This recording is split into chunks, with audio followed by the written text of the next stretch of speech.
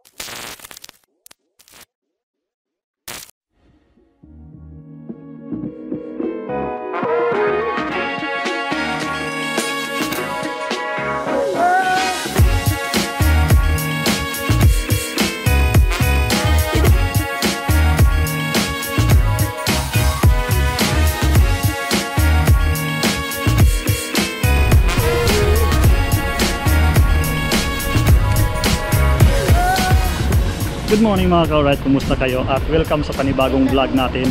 At ngayong araw na to ay may pupuntahan kami ng mga kasama ko na isang lugar na hindi pa namin napupuntahan. So ito nga ngayon, stranded kami dahil nga may ginagawang kalsada, o ewan ko kung ginagawa ba to o may na-landslide, kasi parang may hinahakot na mga graba. Ayun, kung nakikita nyo. So ayun dun sa dulo na yun. So hindi kami makalusot sa pupuntahan naming lugar dahil nga ito nga, stranded kami. So andito nga kami ngayon sa Pongpong, Barubus, Surigao del Sur. At kung naalala nyo, yung last vlog natin ay dito rin kami pumunta ni Trish. At yung pinuntahan nating resort ay ayun yun, no? Yun, nakikita nyo. Sana nakikita ninyo kaso maliit masyado. So yun yung pinuntahan namin ni Trish nung last vlog natin. So ngayon ay pupunta kami sa lugar na hindi pa namin nga napuntahan. Sabi ko kanina, ang pangalan na lugar na to ay Rizal. So hindi to lugar ni Jose Rizal, kundi Rizal lang yung pangalan ng lugar na to. So ito ngayon, ayun, naantay pa nga kami kung anong oras o kailan matatapos itong ginagawa dito na kalsada. So antay pa namin. So ayun, samahan nyo ako o samahan nyo kami sa pupuntahan naming lugar. Titingnan natin kung anong meron doon. Magta-travel vlog tayo.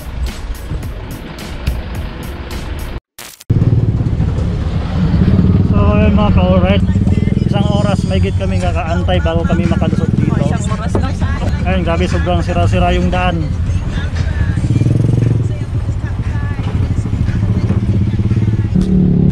Ayun, nakalusot na kami. So mas okay na yung kalsada dito kaysa doon. So ginagawa talaga siya kalsada dito. Ayan, sinisemento siya. So hindi pa siya tapos. So hanggang doon pa lang yung semento. So ngayon papunta na kami sa pupuntahan nating lugar.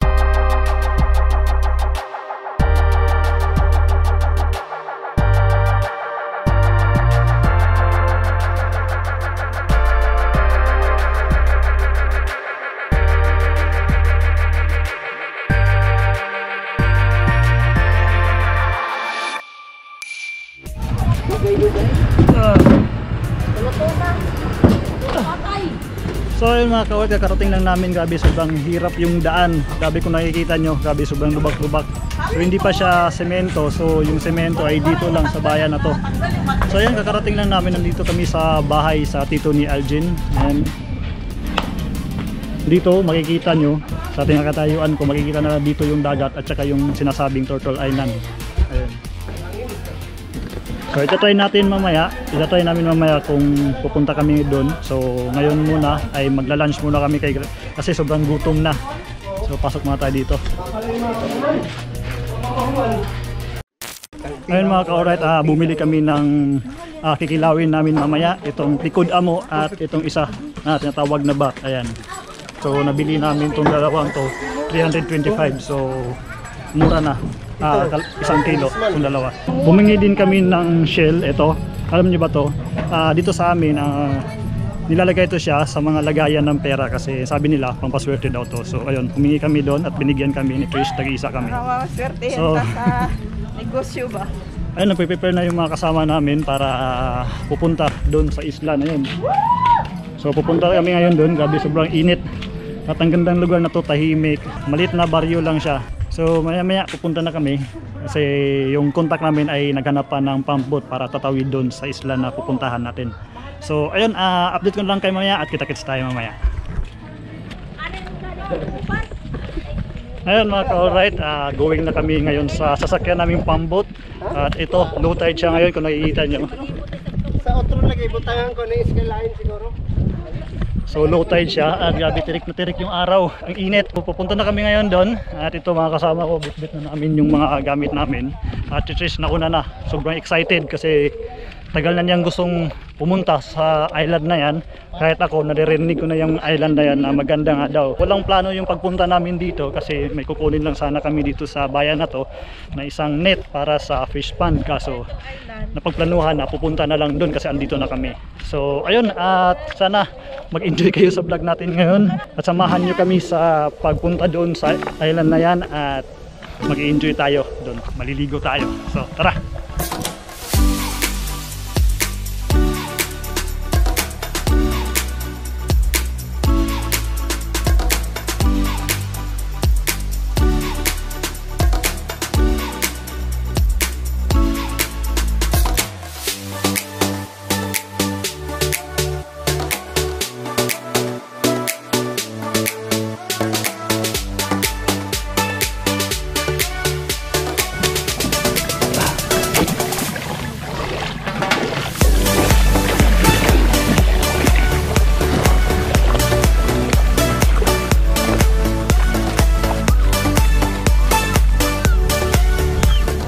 Nakikita nyo mga ka-alright, nandito tayo sa tinatawag nilang Vanishing Island kasi eto nga pag low tide nakikita siya, pag high tide nawawala siya, kaya vanishing, di ba? So nawawala siya pag high tide siya. So ayun, may mga pumunta dito mga taga-ibang bayan, ayun. So bali 4 na pambot na nandito ngayon, kasama na yung amin. Pag sa Saturday Sunday siguro maraming mga pumupunta dito. So ngayon ay Huwebes, so kaya ito, tamang-tama, wala masyadong mga tao.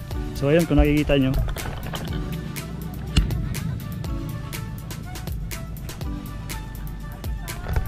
grabe ang lawak ng buhangin.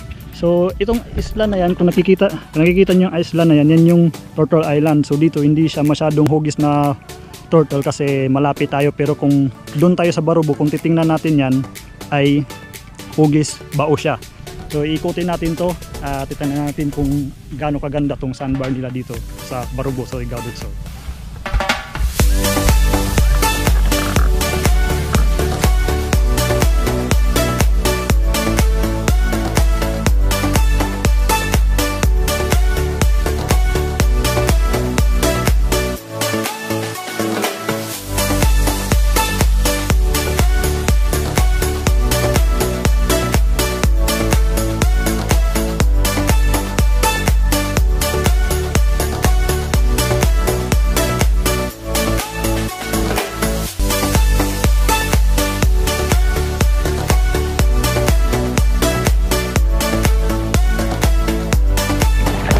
So andito na rin naman tayo, so maligo na lang tayo dito.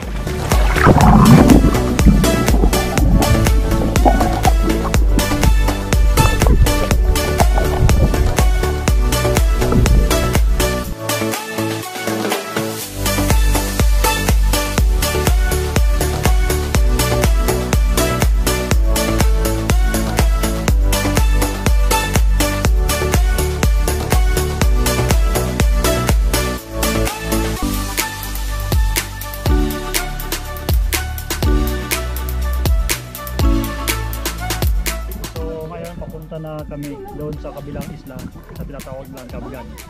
Ayun.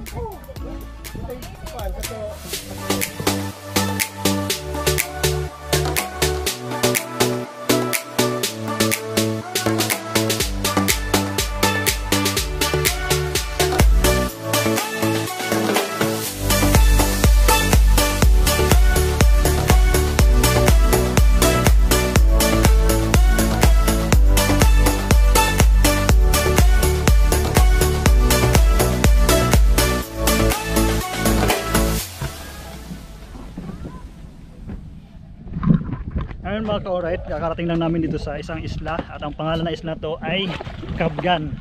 So ayun, nakikita nyo dito, ang ganda ng buhangin, tingnan nyo.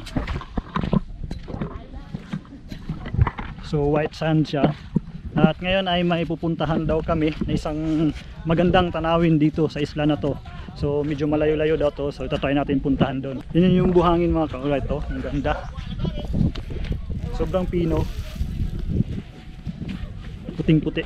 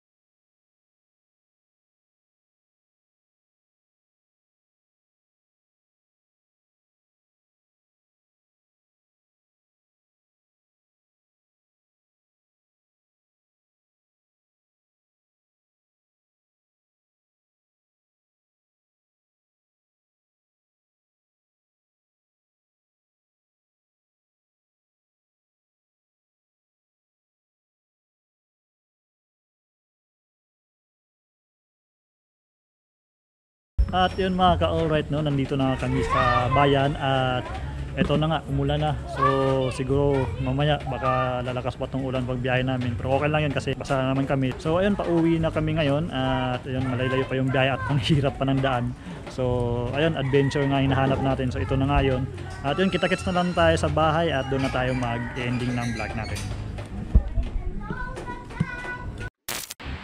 So ayun mga ka-alright, no, nandito na nga tayo sa bahay at yun nga sinabi ko na dito na tayo mag-ending ng vlog natin. At ito nga ngayon, ini-edit ko na yung vlog natin para mapanood nyo na. So ayun, grabe, napakaganda yung lugar na pinuntahan natin, yung island na yun. Ang pangalan ng island na yun mga ka-alright ay Cabgan. At kung gusto nyo pumunta sa lugar na yun, pwede rin kayong pumunta sa pinuntahan naming lugar, yung Rizal. At napakalapit lang talaga doon. So pwede rin kayong makapag-rent ng pambot doon papunta sa island na yun. At pwede rin kayong, kung ayaw nyo pumunta sa lugar na pinuntahan ko, kasi yun nga mahirap nga yung daan doon, pwede rin doon sa Barubo. So magtanong-tanong lang kayo, alam nila kung saan pwede makapag-rent ng pambot. So ayun, at sana nagustuhan nyo yung pinuntahan nating lugar, at kung nagustuhan nyo, bigyan nyo ako ng malaking thumbs up, at huwag nyo kalimutan mag-comment at i-share tong video para makita ng mga kaibigan mo, kapamilya mo kung anong meron dito sa bayan namin sa Surigao del Sur. So ayun mga ka-alright, no, hanggang dito na lang, tatapusin na natin yung vlog natin. At ikaw nanonood ngayon, baka hindi ka pa nakapag-subscribe sa channel ko, huwag mong kalimutan mag-subscribe. Hit mo na yung subscribe na red dyan, at pindutin mo na rin ang notification bell para updated ka na sa mga video ipopost ko. So ayun mga ka-alright, hanggang dito na lang, at kita-kits na lang tayo sa sunod nating vlog, and ingat kayo and God bless. Alright, tatapusin ko muna itong edit para mapanood.